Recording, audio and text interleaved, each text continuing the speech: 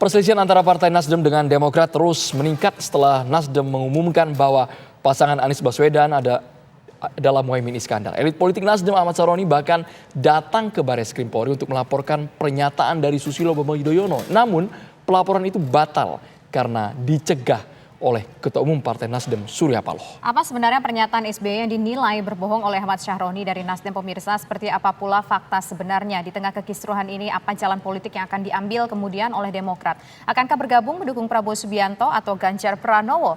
Bersama kami saat ini telah bergabung ada Sekjen Partai Nasdem yang nanti akan bergabung, ada Pak Hermawan Taslim. Tapi nanti pemirsa masih kita tunggu kehadirannya melalui Zoom tentunya. Kemudian juga ada Ketua Dewan Kehormatan Partai Demokrat yaitu ada Muhinca Panjaitan. Selamat petang Muhinca. Selamat petang. Kemudian juga ada pakar komunikasi politik yaitu ada Bang Emrus Sihombing. Selamat petang Bang, terima kasih Bapak-bapak sudah hadir di sini. Sebenarnya memang mungkin paling enak kalau kita mencoba untuk menggali terlebih dahulu kepada pihak dari Nasdemnya. Tapi sayang sekali kita masih menunggu kehadiran dari narasumber dari Nasdem, pemirsa. Tapi saya ingin menuju terlebih dahulu ke Demokrat. Demokrat akan dilaporkan nih Pak SBY oleh Nasdem. Tadi rencananya demikian, tapi ternyata dibatalkan karena yang bersangkutan ditelepon oleh Pak Surya Paloh dan juga ditelepon oleh Anies Baswedan, sudah jangan dilaporkan. Bagaimana komentar Nasdem? Bagaimana komentar Demokrat? Ya, saya kira yang pertama juga harus dijelaskan bahwa ruang demokrasi kita, ruang publik kita, ruang politik kita hari-hari ini sangat cair. Sehingga semua orang bisa mengikuti karena teknologi informasi juga cukup terbuka begitu. Nah, apa yang terjadi yang kemarin yang disampaikan Pak SBY itu adalah rapat Majelis Tinggi Partai yang sekarang sudah modern bisa langsung diliput teman-teman media. Nah, karena itu dijelaskan apa adanya. Saya atau kami di Majelis Tinggi Partai itu ada 17 orang. Saya satu diantaranya sebagai Ketua Dewan Kehormatan ex officio itu di Majelis Tinggi Partai. Dijelaskanlah kronologisnya, diceritakanlah tahap-tahapannya, sampai detailnya, kan begitu? Nah, apa yang disampaikan itu semua benar adanya, dan itulah faktanya. Oleh karena itu, penting disampaikan, dan waktu itu juga Zoom meeting itu dengan DPD sampai DPC-DPC di seluruh Indonesia supaya semuanya terang. Karena memang situasi itu waktu itu mendadak sekali, dan akibatnya simpang siur. Nah, karena kewenangan tentang Capres dan Cawapres, Cagup dan Cawagup, juga calon legislatif adalah kewenangan Majelis Tinggi Partai. Kami ada 17 di sana, dan Ketua Umum adalah ex officio Wakil Ketua Majelis Tinggi. Ini ranahnya. Karena itu kita jelaskan, karena menyangkut Capres yang kami dukung, yang kemudian tak lagi bersama kami. Maka apa keputusannya? Kan itu rapat Majelis Tinggi Partai itu. Dapatlah keputusannya. Mencabut dukungan kepada Anies sebagai calon presiden yang kami usung, keluar dari koalisi itu. Nah, tentu rentetan cerita sampai ke situ diuraikan. Satu demi satu mengapa sampai mengambil keputusan itu. Nah, soal tadi misalnya diceritakan duduk di sini yang atau disampaikan oleh sahabat-sahabat dari Nasdem yang salah, kami nyatakan tidak, memang itu adanya. Ruang rapat kami itu, disitulah menerima seluruh petinggi-petinggi partai politik. Bagian mana Bang yang salah? Karena tadi tudingan dari Bang Ahmad Saroni cukup keras, nyaris dilaporkan ini Bang, karena nggak jadi. Ada berita bohong yang janji-janji deklarasi Anies AHY di awal September itu betulan ada tidak? Jadi begini, kan sederhana saja, jika engkau sudah berpacaran, kan wajib juga lah kau bertanya, kapan kita naik ke pelaminan? Itu normal saja. Sebab elektabilitasnya Mas Anies turun terus. Begitu. Dan sudah jalan hampir 1 tahun. Nanti orang tua marah juga, kau jalan terus, kau bawa putriku, tapi kau tak juga menjanjikan sesuatu. Wajar ditanyakan. Oke? Nah, saat bertanya dan seterusnya, kan tentu itu biasa, belum sempat dijawab, ternyata mendeklarasikan di tempat yang lain. Kan itu. Lalu kami rapatlah Majelis Tinggi Partai, yang sudah kami putuskan bahwa kami dukung Anies Baswedan sebagai calon presiden, dan cawapresnya silakan nanti Anda memutuskan, tiba-tiba ke yang lain, kan kami harus ambil putusan, sikap. Nah, kalau ditanya mana yang salah dan bohong sampai mau diadukan, saya juga bingung yang mana. Jangan-jangan yang mau diadukan tuh nggak ada juga, sehingga ditarik pulang gitu. Nah, tapi buat saya bukan substansinya yang menjadi soal. Poinnya adalah ruang publik, ruang demokrasi kita ini terbuka sekarang dengan kaca cermin yang terang benderang dilihat semua orang. Kan begitu. Seandainya pun dilaporkan, kami siap. Tapi kami pastikan tidak ada yang harus dilaporkan. Karena itu ruang publik, mengapa dipindahkan menjadi ruang kriminal? Coba ayo satu-satu. Demokrasi kita ini harus kita jaga. Kan begitu. Kalau ada yang kurang pas, ya korespon gitu. Nah, saya selalu membuat pantun kalau di kampung kami sana. Tanjung Balai, Asahan, Siantar, Sumatera Utara, apa itu? Kita cuma bilang cakep doang nanti, Bang. Cakep juga kan? Kalau ada jarum yang patah, jangan cepat-cepat simpan dalam lemari. Kalau ada sedikit yang salah dalam politik kita, jangan cepat-cepat lapor polisi. Oke, baik. Ini ruangnya kan gitu. Masuk tuh barangnya. Kan di Masuk tuh sini, barangnya, gitu. jangan cepat-cepat lapor polisi.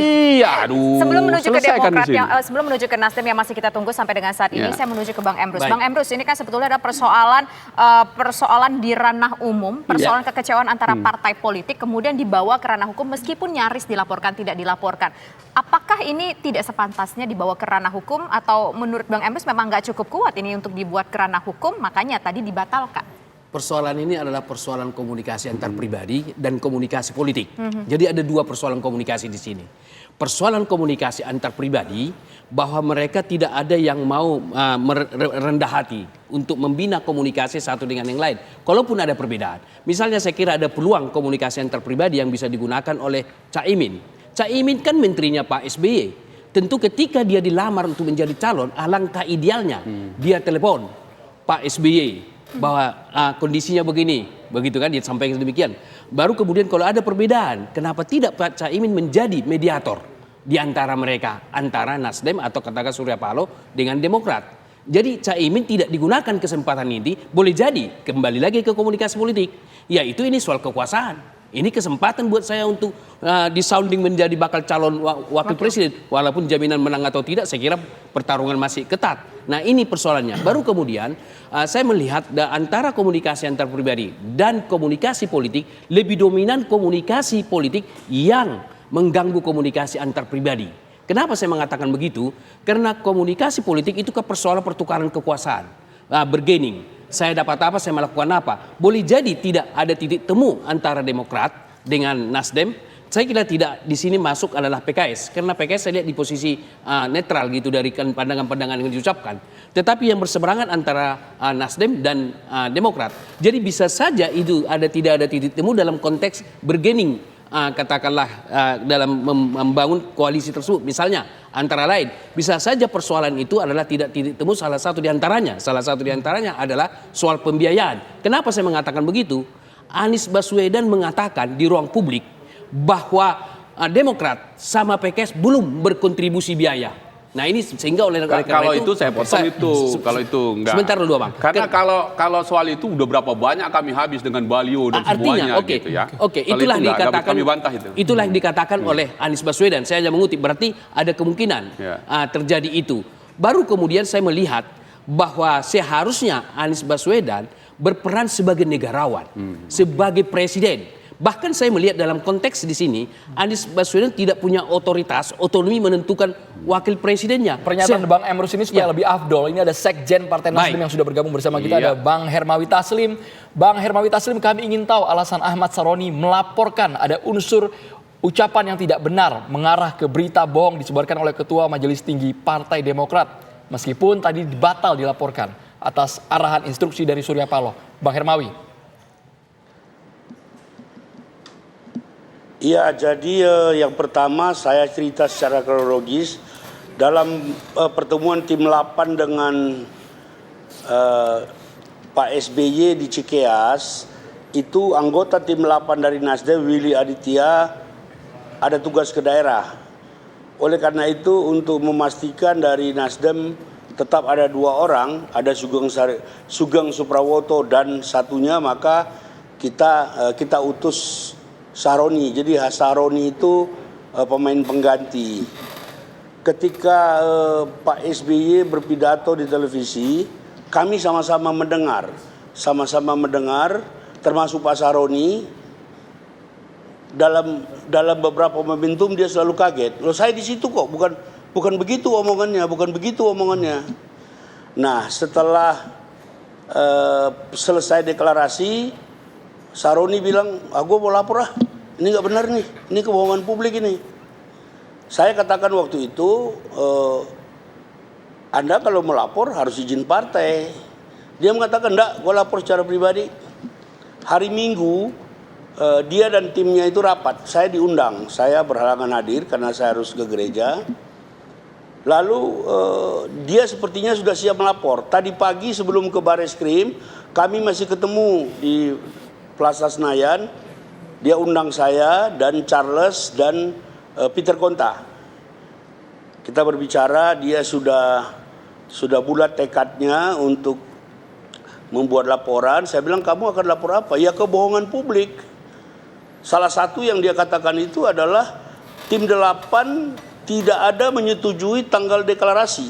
Yang ada itu adalah SBY mengajukan tanggal tapi tidak direspon oleh tim 8. Itu salah satu poin kebohongan publiknya. Lalu kita karena dia sudah dengan beberapa media, ya ini kan hak dia pribadi.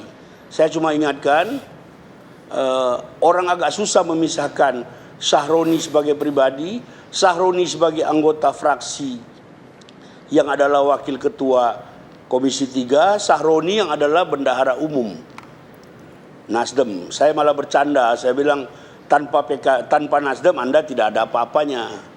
Dia jalan, kemudian Pak Charles bilang sama dia, karena Pak Surya itu masih dalam perjalanan di Eropa dan transit di Singapura, walaupun ini tidak ada hubungannya dengan laporan Anda, ini adalah hak warga negara, baiknya konsultasi dengan Pak Surya. Nah, di Bareskrim itu ketika dia akan masuk, dia telepon. Kabarnya dia speaker, didengar oleh teman-teman media supaya teman-teman media tidak terlalu kecewa. Dia mengatakan, gue mau telepon ketua umum gue. Kalau oke, gue jalan. Kalau gue dilarang, gue stop ya. Nah, itu Pak Surya ini kan selalu ingin membangun komunikasi yang baik.